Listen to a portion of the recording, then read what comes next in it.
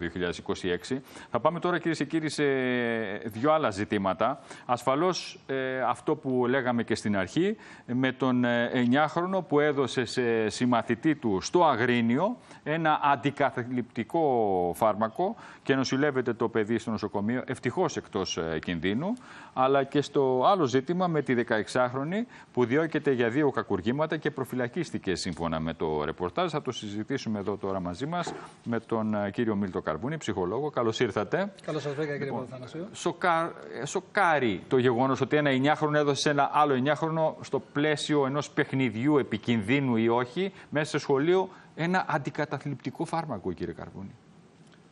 Πρώτα απ' όλα να συγχαρώ εσάς προσωπικά και το κανάλι που φιλοξενεί και είναι ανοιχτό σε τέτοια ζητήματα τα οποία απασχολούν όχι μόνο το εκπαιδευτικό σύστημα αλλά και ολόκληρη την κοινωνία.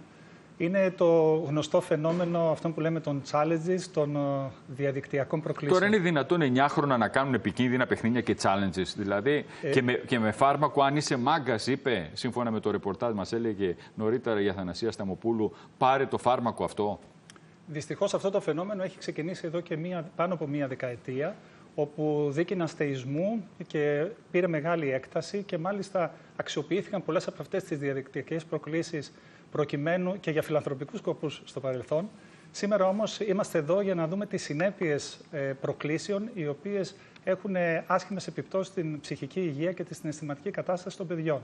Και αυτό γιατί τα παιδιά ανεξέλεγκτα βρίσκονται με την χρήση του smartphone μπροστά σε προκλήσεις, σε σκηνές, σε βίντεο, σε καταστάσεις, τα οποία τους δίνουν τη δυνατότητα όχι μόνο να μιμηθούν, αλλά να γίνουν και οι ίδιοι πρωταγωνιστές, να εκτεθούν ή να εκθέσουν συμμαθητές τους και στη συνέχεια, αφού βιντεοσκοπήσουν, να κοινοποιήσουν και τα βίντεο αυτά με ανυπολόγιστες συνέπειες φυσικά. Οι ηλικίες πάντως, κύριε Καρβούνη, 9 χρονών να δώσει σε άλλο 9χρονο και να του πει αν είσαι μάγκας πάρτο, δηλαδή η μαγιά κατεβαίνει όλο και χαμηλότερα. Πού θα καταλήξουμε τελικά και πώς είναι δυνατόν να βρέθηκε αυτό το φάρμακο μέσα στο σχολείο και να το έδωσε το 9χρονο σε ένα άλλο συμμαθητή του. Καταλαβαίνετε εδώ ότι το σχολείο δεν έχει την ευθύνη, μπορούμε να το φανταστούμε, για το γεγονός ότι ένα παιδί, ένας μαθητής πηγαίνει στο σχολείο έχοντας στην τσάντα του αντιψυχωσικά φάρμακα.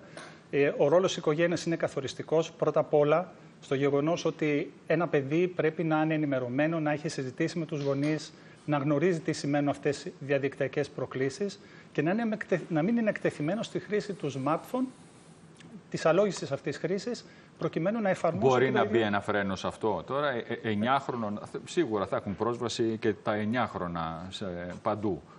Δεν υπάρχει κάποιο πλαίσιο και φυσικά και τα 9χρονα έχουν πλήρη πρόσβαση στα smartphones και γίνονται αποδέκτες αυτών των εικόνων. Οι πλατφόρμες, κύριε Παπαθανασίου, συστήνουν την χρήση λοιπόν αυτών των μέσων μετά τα 16. Άρα λοιπόν η ευθύνη είναι καθοριστική εδώ της οικογένειας. Το σχολείο στο κομμάτι της ευαισθητοποίησης και της παρέμβασης, φυσικά εκ των υστέρων, γιατί δεν είναι δυνατόν να προβλέψει το κάθε σχολείο, ο διευθυντής του σχολείου ή η εκπαιδευτική για το τι μπορεί να συμβεί. Το ζήτημα είναι από εδώ και πέρα στο διατάφτα, με αφορμή αυτές τις ατυχείς ευκαιρίες, να δούμε πώς μπορούμε, ακτινογραφώντας και το οικογενειακό πλαίσιο και το κοινωνικό πλαίσιο, αλλά και το εκπαιδευτικό πλαίσιο, να δούμε πώς προληπτικά μπορούμε να παρέμβουμε. Είπατε για το σχολείο και είστε ψυχολόγος και σε σχολεία και επισκέπτεστε σχολικές μονάδες. Τώρα τα πράγματα φοβίζουν. Η 16χρονη με ένα μαχαίρι πεταλούδα μαχαίρωσε τη 14χρονη. Φαντάζομαι θα υπάρχει ένα κλίμα φόβου μεταξύ των καθηγητών και των δασκάλων στα σχολεία. Αυτό δυστυχώς είναι ένα φαινόμενο που δεν αφορά μόνο την ελληνική πραγματικότητα, τη διεθνή πραγματικότητα. Ζούμε το μέλλον, κύριε Παπαθανασίου. Όντως τα παιδιά είναι εκτεθειμένα σε κινδύνους. Βέβαια δεν υπάρχει λόγος να γενικεύσουμε. Θα πρέπει να δούμε κάθε φορά που εμφανίζονται, κάτω από ποιες συνθήκες και να δούμε τις ιδιαίτερες καταστάσεις έτσι όπως που οδηγούν αυτά τα παιδιά για να εμφανίσουν αυτή τη συμπεριφορά.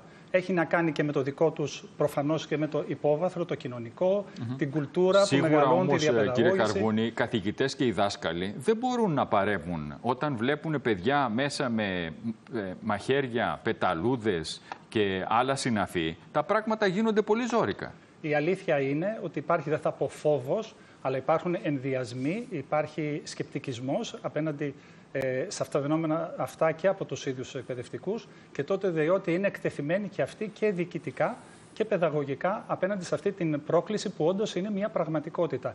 Στα διαλύματα, πολλές φορές, τα διαλύματα είναι εκτεθειμένα τόσο παιδιά όσο και εκπαιδευτικοί σε καταστάσεις απρόβλεπτες, περισσότερο από τη σχολική τάξη που θεωρώ ότι είναι πιο προστατευμένο περιβάλλον. Και είναι και δύσκολο και για τις οικογένειες και την οικογένεια της 16χρονης. Αυτό το παιδί, όπως μάθαμε, ήταν πρώτη μέρα στο σχολείο, που ήταν εκτεθειμένο σε ένα νέο περιβάλλον, με τον έναν τον άλλο τρόπο, είχε το μαχαίρι στην τσάντα της και μαχαίρωσε το άλλο παιδί. Είναι δύσκολο λοιπόν το κλίμα και δεν ξέρω πού μπορεί να μπει μια τελεία σε αυτή την υπόθεση, κυρία Καρπούνη.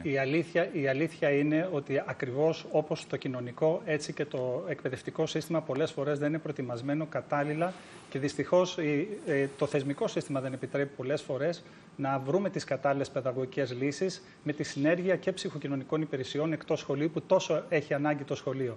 Και έτσι είναι αναγκασμένο πολλές φορές να καταφεύγει σε λύσεις οι οποίες μπορεί να λύνουν προσωρινά το πρόβλημα, αλλά δεν το αντιμετωπίζουν ουσιαστικά. Πρέπει να μπει όμως ένα φρένο σε αυτό και πρέπει να υπάρχει ένας σχεδιασμός και από την πολιτεία και τα αρμόδια υπουργεία. Σας ευχαριστώ πολύ, κυρία Καρπούνη.